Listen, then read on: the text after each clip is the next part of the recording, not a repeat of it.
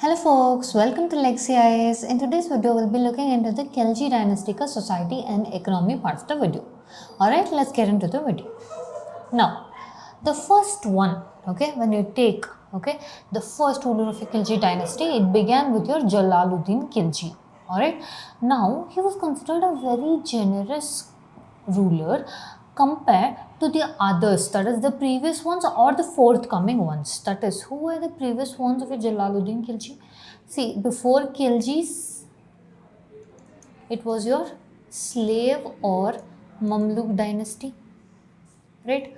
The most stronger one or the last of kings, okay, last of stronger kings before your Khilji was your Balban. Okay, now Balban, okay, he undertakes policies which are very ruthless, which are very harsher, okay, somewhere, okay, including, remember we've spoken about the concept of the 40, right?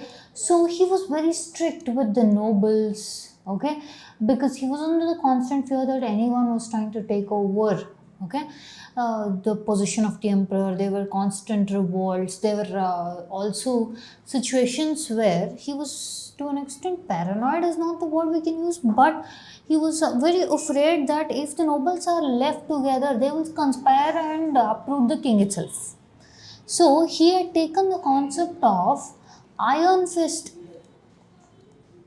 Okay. Now in the Khiljis, the first one we speak is Jalaluddin Khilji. Then comes your Alauddin Khilji. Now if you see how the society or how, for example, this policy of ruthlessness, harshness, that is if even a small mistake or a petty crime is done, but the punishment was very severe. We see the following of this particular policy from your Balban to Alauddin. But Jalaluddin took a different approach compared to your Balban or Alauddin. That is, Jalaluddin was more considerate. Okay, he was a little bit more lenient. Also, see, he was one of the person who thought that yes, Hindus and Muslims, if we have to live together, then we should consider them also as subjects, okay, and not consider like, for example, your Alauddin Khilji, he would levy taxes for your non-Muslims, right? Whereas Jalaluddin Khilji was considered lenient. He considered Hindus also a part of the administration because again they are the subjects, right? But this was mistaken as, okay, weakness. Understanding? Now look at this. He was the first sultan to have a benevolent attitude towards the Hindus. Alright? Next. See.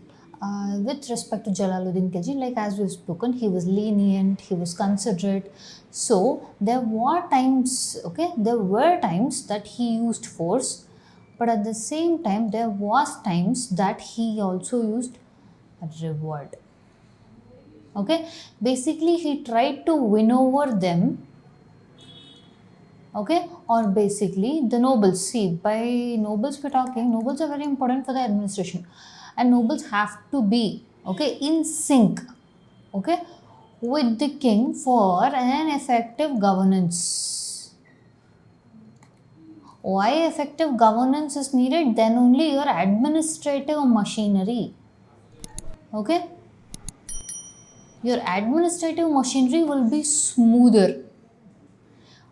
If administrative machinery is smoother, then political instabilities, okay, will be reduced to a large extent. Understanding? For this purpose, nobles was, or the support of nobles was very much needed. How did they do? Two ways. One is through pressure, force. Another one is winning them over with rewards. If you see Balban or Alauddin Khilji, they used this as the primary force and also secondary force. Whereas your Jalaluddin Khilji used both. Understanding? Moving on. Now again, as we discussed with respect to Jalaluddin Khilji, we see a lot of tolerance. But this policy gets completely reversed with respect to your Alauddin Khilji. Okay, now he was, as we said, Balban, Jalaluddin Khilji, Alauddin Khilji. We see the continuity from Balban to Alauddin rather than Jalaluddin Khilji. Alright, now look at this. Curb the powers of nobles. How? Make sure that they do not have economy much, or basically take away the money they have. Alright, and do not allow them to mingle or mix, because they would always be plotting against the king.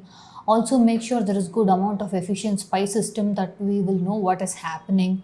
And he thought your intoxicants, liquor, gambling, okay, all this were the reasons why they were acting like that. So constantly he was also afraid of one thing, revolt. So what does this mean about the society? That is, there were considerable amount of revolts, political turmoils, administrative turmoils we see at this period of time.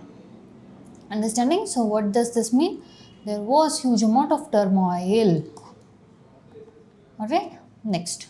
With respect to the economy, he levied taxes on the non-Muslim folks such as your jizya, which is the poll tax, land tax, house tax, and pasture tax. Alright. So one other thing with respect to your Alauddin Khilji period of time is he maintained a huge standing army. Okay, he maintained a huge standing army which was permanent in nature. If you have to keep them permanent in nature, you also have to make sure you pay them cash or salary, right? Now this salary which was paid in cash, okay, which means, again I'm telling you, it was huge number. Then for huge number of people, if you have to pay salary, then you have to make sure cash will be the one incoming. So inflow of cash had to be very important. How will you get the inflow of cash? Through your tax. So the tax was collected in cash and not just in kind. Okay, and at any point of time he wanted to make sure the tax was increased. Okay, what he did, first thing is, all the middlemen who used to take tax, okay, to even collect this and all, he made sure. See, for example, let's assume this is people. Okay, this is the middleman. Okay, this is the king. He abolished this to make sure he'll get more tax directly. Understanding? So he had to make sure that the tax will be increased. At the same point of time, the tax which is coming also should come in the form of cash and not just in kind. Okay, and also he made sure there was price control. See, yes, he's going to give the soldiers salary and everything, but now if the product costs way too much, then the purchasing power, okay, if the product is costing more than the purchasing power, then it will be pretty much useless, right? So he made sure that, okay, price control. He made sure that all the goods, commodities are fairly priced. Okay, and also one more thing with respect to common people is, he wanted to make sure that people didn't have too much money or wealth or luxury in their hands. Because if too much of these things are there, then they will start about thinking about revolts, then they'll be busy trying to uproot the king, right? So instead of that, what they wanted to do was, okay, that is your Alauddin Khilji comes up with this, leave the people with just bare minimum. So they will spend all their life trying to get more money rather than trying to plot against the king. Understanding? Look at this. Everybody was busy with earning a living so that nobody could even think of a rebellion. This was one of the ways that he tried to deal with revolts. Alright, the markets, if you observe the markets, there was a large amount of grain mandis. Okay, he established separate markets for separate commodities, one for clothes, essentials, slaves, horses, cattle. Alright, and for all of this, he made sure prices are monitored. Okay, and it's not just Sultan will give an order and people will follow. He also had a follow-up. How will he follow up? He will make sure, okay, he'll send spies. He will send, okay, people to go buy product and come. Alright, to make sure, yes, if the Sultan's order is followed or not. So look at this, like we spoke about the implementation. He received daily reports from intelligence officers and spies, and also there was a constant vigil over the prices. If anyone violated it, they were faced with very harsh punishments. And also one more thing is, no hoardings were allowed. Alright. Now, when you look how is the economy or the society at that matter of point of time, one thing is your temples were considered as zones of loot. Okay, any institution which has wealth or a richness associated with it, they would try to loot it. We've spoken about in the political part of the video that when the Laudin Khilji army tried to come down south, there were multiple kings. For example, one such as your Madurai king, he fled knowing that they've come. So what did the people do, the army do of your Alauddin Khilji, is that they looted how much ever they could, okay, and then they left the city. Right? This doesn't mean only it applied for one particular kings or one particular religion people. It applied for almost any wealthy people. Here the concept is not just religion, it is about wealth. If you have wealth, I will take it. Alright?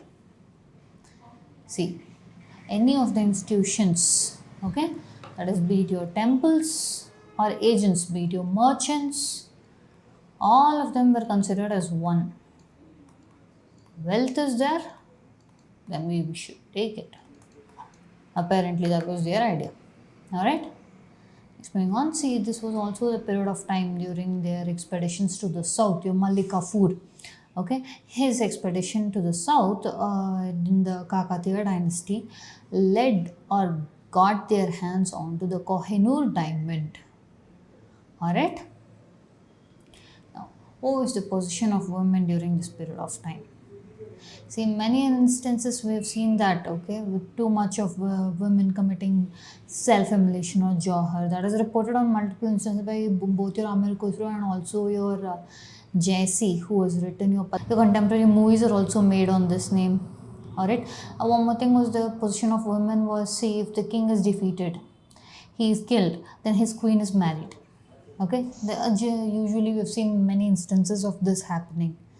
Okay, in that fear, many people would commit jauhar. That's it for the content on your society and economic part of your Khilji Dynasty. If you do like our content, subscribe to our channel, hit the like button and share it along with your friends. Thank you.